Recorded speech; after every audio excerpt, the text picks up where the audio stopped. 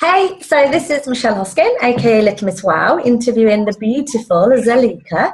I met Zeleka at the World Company conference a few months ago now, and she totally wowed me. She did a little presentation, although she was massively nervous. She did a great job. So I just wanted to introduce her, and also all of my kind of followers and listeners. I wanted you to meet Zeleka because I think what she does is very interesting. And so over to you. So Zeleka, tell us a little bit about you, your crazy life and your crazy business. Okay, so I always kind of stutter on what to say when people ask that question. It kind of feels like I should give a profile of every little detail. But basically, my name is Zeleka. I set up Your White Room, which is a farewell planning company. How my journey kind of started was that my partner's cousin passed away when she was 28, and his granddad sat down with me after all of the arrangements had been done and the funeral done, and said that I should set up some kind of business or service which helps people to deal with all of these arrangements. And being extremely emotional and crying at every possible opportunity that I can grab hold of, I didn't warm to the idea initially, but he planted a seed which I couldn't get rid of, and I started to test whether or not this was something that could work. Fab. So in terms of so when people say, because I do a lot of stuff on kind of wow and why and and how businesses run, what would you say is the main reason why you went into this business? Because obviously that seed was planted, but ultimately you had a choice whether to kind of ignore the seed or bloom the seed. So tell me a bit about why your business exists. Well, when I was 15, my nan died. She literally went to a wedding, and as she arrived at the wedding, she dropped down dead immediately from a brain aneurysm. And she was the cornerstone of our family. At 15, I didn't think that suddenly I'd become a farewell planner and start organising farewells and funeral receptions for people. But it kind of was my first awakening to what it was like to lose someone. And I definitely reflected back on that when I started thinking about starting this business. Yeah. And my nan was the mother of 5 daughters and 1 son. And as you can imagine, the arguments that kind of happened as a result of her death were phenomenal. A lot of conflict, a lot of stress, a lot of anxiety. But what it was all fueled by was love. Of course. I had this great love for my nan. She was the everything. She was everything. So everybody wanted her to get their version of what they thought she wanted. Our nan didn't have that conversation. No. So nobody knew. Everybody had an opinion, but nobody actually knew. And it was those conflicting opinions which created the stress, anxiety, and further arguments. And as a result of that, when we attended my nan's funeral and afterwards, a lot of the sisters weren't talking. Such a shame. Yeah, and it's still, even still to this day, it still has an impact. But again, in my culture, being from West Indian descent, we kind of have a whole 2 weeks before the funeral where loads of people, everybody that ever knew the deceased, right, kind of try and be there to comfort the family. And I kind of realised that there was a big divide in the house. So you had the peers downstairs in the front room drinking hard spirits, ginger wine, blaring out music and laughing about times when my nan was younger and stories that they had to share. You had women in the kitchen cooking endless amounts of food, not knowing what to do, trying to distract themselves from their grief. People on the stairs in limbo, people upstairs in my nan's bedroom, wrapped up in her sheets, trying to hold on to her warmth and her smell. And it kind of allowed me to kind of see the different stages people go through and how they cope, and just the differences basically in how they grief. So yeah, that was definitely my start. And after that, when friends and family members lost people, I didn't feel uncomfortable. A lot of the times after the funeral, families and friends shift out of the way to kind of let those who are closest to that person. Yeah, massive. And don't know what to say to them. Yeah. I'm comfortable with awkward silences or just being there or having that conversation. Yeah. How are you today? Is there anything I can do for you? If you want to tell me to shut up, just tell me to shut up. Yeah, totally. So presumably your clients are, I suppose, come in 2 phases. So, I mean, obviously we've talked about me doing my farewell gathering and planning it now. And I've spoken to people who are my age and they look at me like I'm crazy.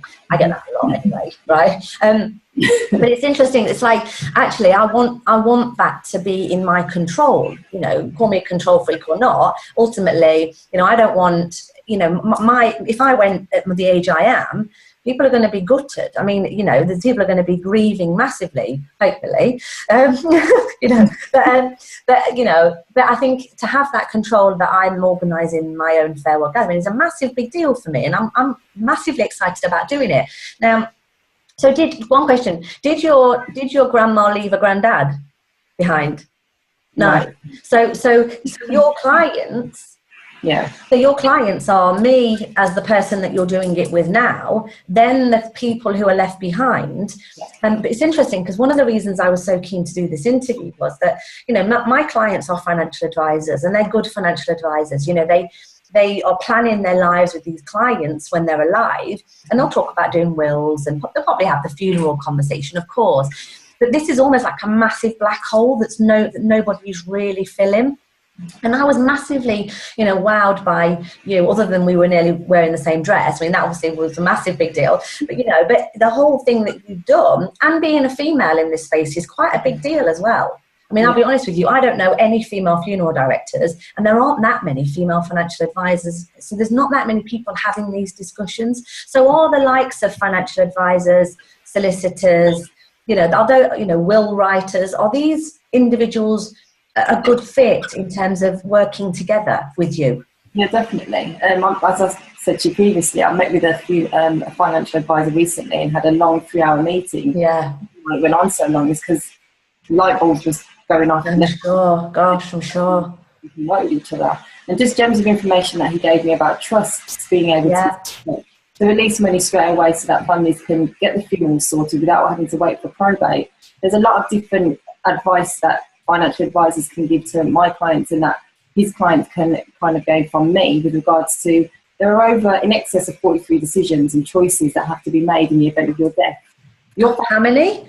In excess of 43. That's just from the coffin that you want, who you want to be pallbearers, who do you want in attendance, who don't you want in attendance, what tone do you want for your funeral and your funeral reception, what music do you want on entry, how do you want to be transported. Oh my God. Yeah, I want to make those decisions. Yeah, and there's so much choice. We're not restricted anymore. It doesn't have to be or a horse-drawn carriage. It can be a double-decker bus or an ambulance. Someone used once. Yeah. There are a lot of different choices that we have to make, and if we can make those choices now, it makes it easier. Yeah, massively. So I remember when I first met you, and one of the stories that you told on stage, I can't remember whether this was a real story or it was just to highlight the sort of and raise awareness, was about the fairground. Was it a fairground or a circus? Like a real story. Yeah, tell me about that. Well, I met a lady at a hospice whose husband was dying, and as a result of that, it started to make her think about her planning for her to. Right. So basically we sat down, had a conversation, and out of that conversation I learned that she grew up opposite a field, and every year there would be a fairground that she would attend.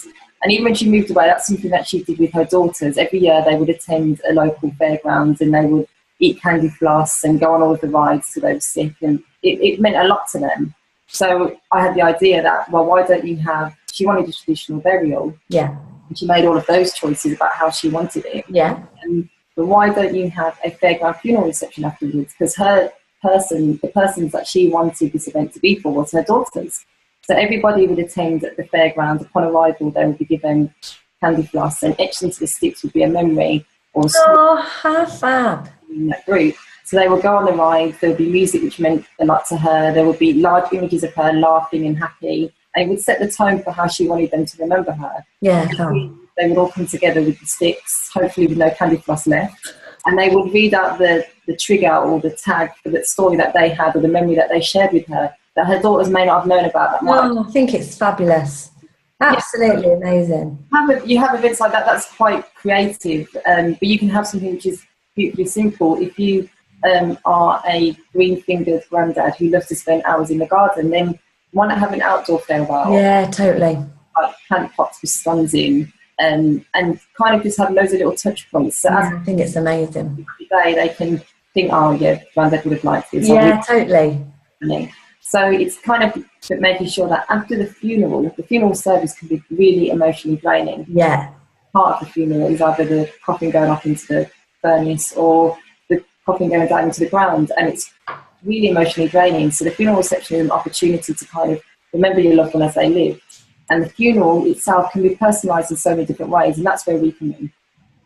Well, it's interesting because obviously I'm going through the process of planning mine with yours, and I've given it I've given it some thought, and I don't want, no one's allowed to wear black at mine. I don't ever want anybody wearing black. There's almost some rules, I'll have my own way right until the end, obviously. I'm such a diva, but I want it to be a massive celebration. I don't want, if I went now, I don't want Ruby to remember lots of people in black and dark and grumpy. I've kicked ass, and I want to make sure that there's a celebration at the end of it, not a, so in a way, me having that kind of, like last say, and also one of the things that I've always thought about doing was like a video. Like even when I remember when Ruby was a newborn, when she's just been born, like the day after, I did a video of kind of the birth. I thought, well, Mother Nature's going to make me forget all of this. But I'll be like, literally, I want, no one's ever seen that, but I want that given to Ruby, as a video. So that's all, that would be all planned and stuff. So, so I remember also obviously when we met, we were in a room of, 50 financial advisors, 95% of them were men, and 95% of them were over 50. And the reaction was quite mixed. There were some advisors I know that was like, well, how much money can I make out of this? The other half of it was, that's a great idea, but how much money can I make out of this? And there was this, there was the others that were like, I just need to, get this girl in front of clients. So in terms of, I highly recommend that advisors think about bolting this on. So what works best? Does it work best you almost teeing up this advisor to have the conversation with the client, and then we're throwing it over to you in terms of, so because you're marketing and events background, aren't you? Yeah. So you know how to put on a show, which is ultimately what it is. The advisor's no administrator, and there's certainly no events organizer. So how do you tend to work with these professional partners when it comes to going through a process like this? Yeah, well, I've got a lot of marketing material available. I've got some here actually. So I've got. Show me some stuff. Oh yeah, no, hold on, because I want to see, because I loved your stuff. It was almost. You can't really see it there. Yes, that's better.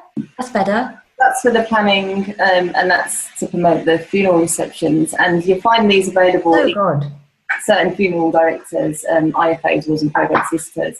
And as much as I've got promotional material, it's very much about me having a conversation. Absolutely. About the kind of clients that they're dealing with and how best to approach it, because it is a sensitive topic, even if someone is planning on doing their will. Yeah. As far as I'm concerned, deals with the distribution of your assets. What we deal with is the personal distribution of your choices. Yeah. How you plan that and package that in a way for the benefit of your loved ones.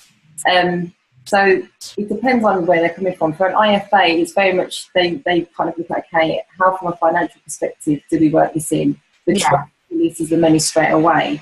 The plan that I do is literally a guide, a manual, which you will be given, and you can give to your best friend, and you can put in your will as a letter of expression of wish. And in the event of your death, that will come out to help everybody to make those decisions. So if there are any conflicts, which you decided. And that should be enough to squash any arguments or totally not knowing what to do, or the little details are the details which get people hung up the most. It could be really small to you.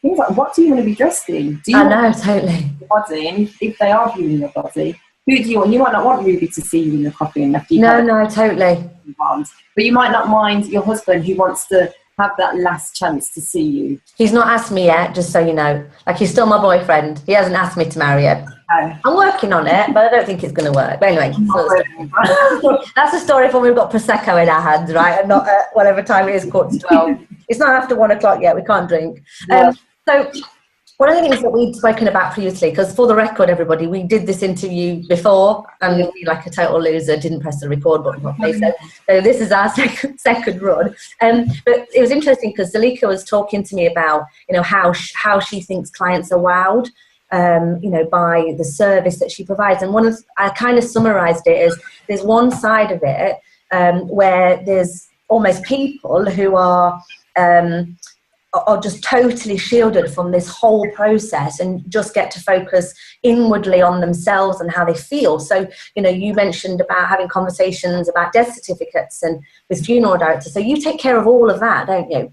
Yeah, literally all of the details. So it could be supporting someone who's just lost a loved one. and I'm making all of those phone calls, chasing reports, trying to find out if the postmortem has been completed, when the body will be coming back, phoning up cemeteries to find out if they've got spaces for a plot, how much a plot will cost, if they want a family plot, how much it will cost to open that. There's loads of details, and what I kind of do is shield family members from having to make 10,000 phone calls and kind of deal with the graphic details you might get from a coroner who's very pragmatic. Well, they're seeing it every day, aren't they? Death. I mean, there's many information, additional pieces of information which they seem as important, but it's quite graphic. And having lost a loved one, you don't want to be hearing about that. It's being there to make have those conversations, and then in the event of a funeral reception or the gathering after the funeral, just getting a cleaner in beforehand to clean it for you. You don't have to worry about racing back to a venue or back to your home, because we're there dealing with everything. I think it's amazing. Everything's sorted. You have that peace of mind to be able to grieve, to be able to remember your loved one, to be able to be in that moment without any distraction, which helps you to move forward positively, with never forgetting them, but embracing life and moving forward. Something that I've just thought about is, we make, it's interesting, and I've never really thought about it in this way, but we make a massive big deal about birth. God, first children in families just like get showered with gifts. It's a massive celebration. And, then obviously you've got elements of going through life, and it's a big deal. I mean, Christ, the likes of Facebook now, it's flipping plastered everywhere, everyone's business. And that's, that's nice. And that's, I'm included in that, in elements. But then you've got the marriage, and look how much money is spent on marriages, and the show and the swans and the blooming, fireworks and all the lavishness. And then you kind of go through life and these big birthdays. And then as soon as death happens, it's like, my great auntie died 2 months ago, and it was almost like, let's just scuttle it through as quick as possible. And it was dark, and we were in black, and she was 92 and old. She didn't die of any massive illness or anything. Luckily, she had an amazing life. But it was like, it was almost just, we just went for a little, small affair at a coffee shop, and we had cakes, and it was fine. But we never really had the opportunity to celebrate that life. We haven't done the celebratory bit. We've all got massive memories of her. So I think it's almost like we almost pale into insignificance at the end. Bugger me if I'm going out like that. There's no way in this world, because we've done so much in our lives. I think it's amazing, and I don't even think it's about having. It's just another service for these advisors I think they're doing their clients a massive favour. So let's talk about that, because obviously, what's your biggest challenge as a business at the moment? Raising awareness and marketing. Of what you're offering, your service. Raising awareness so people are aware that it exists, because no one else is doing what I do. No. Business, they say, you've definitely got competitors. Not to say that I haven't got potential competitors or threats to what I'm doing. But nobody else is specialising in and doing things in the way that I do it. So with that being said, I'm literally starting from scratch. There's no blueprint to follow. I am setting the trend for how we deal with this. So raising awareness and getting the name out there of what I do, getting the details out there of what I do through independent financial advisors, wills and probate solicitors, funeral directors. Amazing. Media, normal media. I was on the BBC in December a few times. So things like that. I've got quite a few great contacts which I work on. But definitely over the next few months, I will be upping my marketing. Totally. Well, I said to you, didn't I? You're your best salesperson, because it's like me. I'm obsessed with WOW, and I talk about the business that I'm in. Nobody can really sell it like we do, and not sell it in the sense of selling it, but in terms of just talking with that passion. So, I love a disruptive diva, and that's what you are. So I think, if we can, you become the thought leader in this. I think it's amazing for you to do that. Show them, because this has been needed forever. There's no two ways about it, right? It's just somebody that's got the balls to go, do you know what, I am going to take this business on, and what's the worst that can happen? Really. So I think it's amazing. So tell me, so if people are obviously quite keen to meet with you, speak with you, connect with you, how do they do that? Tell me about that. Well, you can find me literally anywhere. You can find me on Facebook, my personal page, Zeleka Sutherland. You can find me on Twitter, Facebook, even Instagram, and it's Your White Room. So that's YOUR the colour white and room. Yeah. You can email create@yourwhiteroom.com or me directly, Zeleka@yourwhiteroom.com. I'm more than happy to have a conversation, answer any questions, send over promotional material. But yeah, it is about raising awareness for the service. It is a very bespoke service. And it might not be affordable for all, but how we are setting ourselves up is that we are going to be able to provide everybody with the information, advice and guidance to be able to empower themselves in making their farewell. Yeah, totally. Talk about. In the same way that a wedding planner works with a bride and groom. Totally. Exactly. This goes back to the point. We spend thousands of pounds on weddings, and this is sort of just a forgotten thing. So I have two questions. So what do your family think of you? Do they think you're absolutely bananas, or my mum still thinks I work in a shop. So God knows what you're. Yeah. Often people think that I'm a funeral director. I don't deal with. Oh my God. I'm not a funeral director. I don't deal with dead bodies. I don't deal with dead people. I deal with the living. Yeah.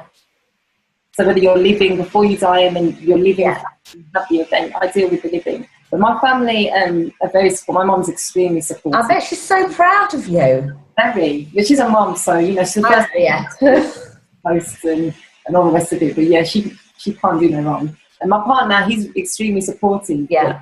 He's completely switched off. Yeah. When I talk about death, dying and grief, but when I get those calls, he's like, "Okay, this is the part like I don't want to hear about." I leave the house. Yeah, but he's supportive. He knows that this service is needed. Yeah. He's just very I think it's amazing. Like as I said to you before, I'm so proud of you, and I hardly know you, but it's I think it takes balls. I think it takes a lot of guts to do what you've done, and that's why I wanted you on this first. Although this is the second one we've done, the first Wow Hour. But it's been an absolute pleasure, and I am very excited about doing mine. And if anyone would like to connect with me and find out a bit more about my journey through this process, then I'm happy to do that. And if obviously you want to use as a bit of a young and non-dying case study. I'm not yet 40, so I class myself as being young at 38. And then obviously I'll share my journey with whoever's interested. So it's been an absolute pleasure. I have loved doing this the second time round as well as I did the first time round. You'll put your big dangly earrings in now. You're not in my heels. Thank you very much. It's been an absolute pleasure. Take care. Bye. Bye.